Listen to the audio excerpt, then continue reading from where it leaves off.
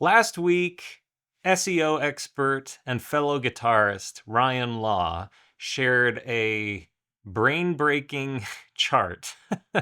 This chart below that demonstrates HubSpot's organic traffic trends over time over the last several years. And you can see they went from basically 0 to 12 million hits a month. It's crazy traffic in several years, a lot of hard work, and then they really jumped. You can see right here, maybe early 2022 or late 21, and they basically doubled their traffic from 12 million to 24 million hits a month just from organic search traffic. Pretty astounding numbers. But then early 2023, right over here, things kind of fell dramatically. There's a cliff that took them back down to about 18, somewhere between 18 and 12 million over the next few months. And then just recently, at the end of last year, 2024, another sharp decline. Now, I am not here to point fingers at HubSpot, though I'm literally pointing fingers at HubSpot.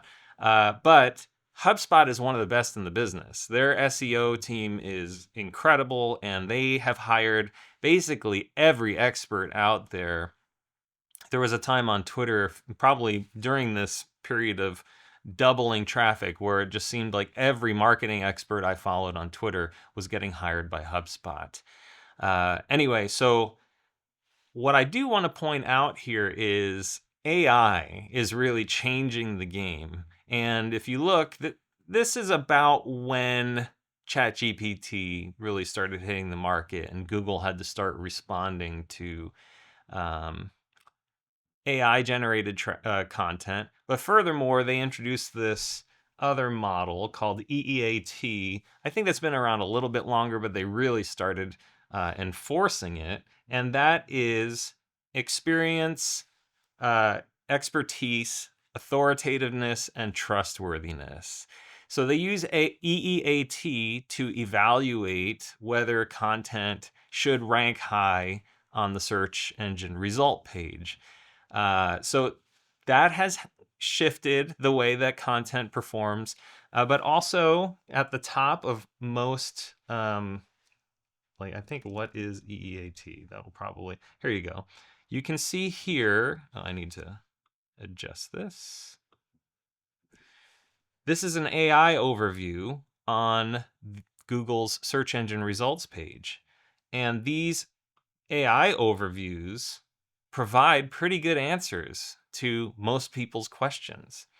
So this whole SEO content approach to high level top of funnel traffic has really changed, because why would you go and click any of these links when you get the answers to your questions right here, like right at the top of your search results? So there's no real incentive to go in and click to learn more. In fact, you can often get other, it'll ask, okay, so here are additional questions like people also ask, and you can just click the little carrots, click the question, and it gives you answers. So Google is kind of like usurping a lot of the organic traffic themselves. Instead of sending you to another person's page or another company's page, you're just sitting on the Google page. And that has had dramatic effect on organic search traffic for people who are posting content. Furthermore, people are using ChatGPT and that kind of AI-driven generative AI tooling to get a lot of their questions answered. So why would I go to HubSpot's website to learn about a marketing thing or, whatever? They have tons and tons of content. It's incredible. But why would I read it on the HubSpot page when I can just get it from the AI overview? And so this is having a dramatic effect on content production, and why I have used the line, SEO isn't dead, but it smells funny. That's stealing from Frank Zappa, who said that about jazz. Jazz isn't dead, but it smells funny.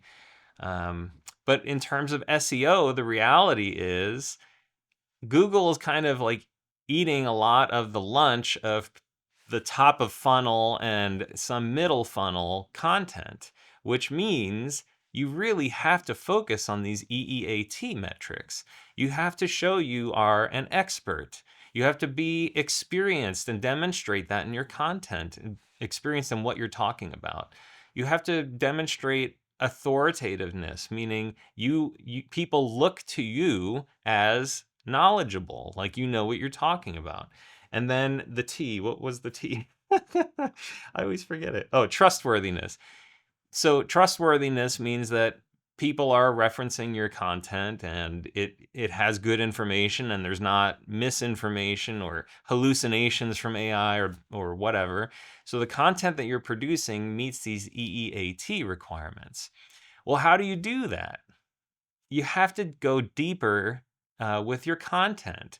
This whole like 1,200, 1,400 word thing, like articles that are top of funnel, people can just get those same information from an AI now. Like you can't just generate an article and put it on your website and go, well, now we have that on there. Let's check that box because people are going to now get on our website because we're providing that information.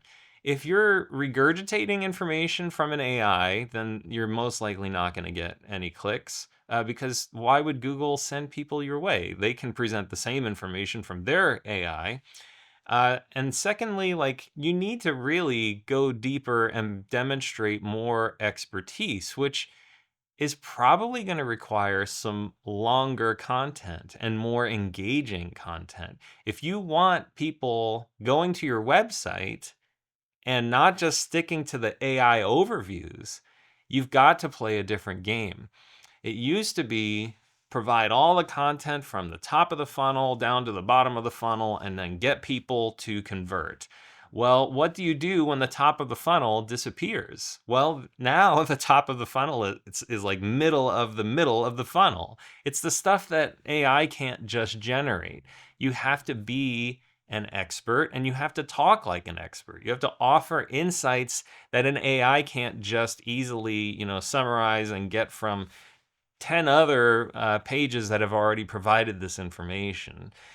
So my recommendation to anyone looking at these charts and thinking about how do we manage our content in an age of AI where people are using search engines, maybe not less, but they're using them differently, and they're not clicking through and going to our website anymore. It's really got to be engaging content. So video is a great way to get people to click because they can watch you. They can see you speaking and get the information directly from you in a way that they can't get it from reading text on a screen. You need to have like facts and statistics that come from your area of expertise. So the more you work in a field, the more information you should have. That's proprietary information that only you can get. So it's really helpful to have that in your content as well. And then focus on the topics that can't easily be summarized or put into an AI overview with like a 5-step, here's how you take care of this. You really want to figure out like what are the things, the concerns that people have at the bottom of the funnel, the really hard questions, and provide a lot of content, deeper content, maybe 3,000 words or more, white papers, case studies, all the stuff that an AI can't just generate without hallucinating. And you want to build a content foundation on a lot of that stuff. So my recommendation for 2025 is go deep. You need better content that's more engaging, that hits that EEAT benchmark, that gets you ranked higher, that an AI can't simply summarize in a few sentences. Nassim Taleb said something like, a book that can be summarized in 20 minutes is not a very good book.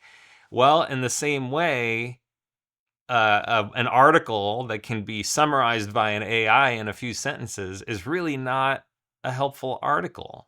So if Google sees people aren't clicking through to your page because the AI is providing enough information, you're basically just giving AI the information for them to present to the user, and you might get a link in the sidebar in the AI overview if you have one of the best answers. All right, so those are my thoughts on the HubSpot graph. If you've got some thoughts or questions or anything, I'd love to see them in the comments. Thanks a lot.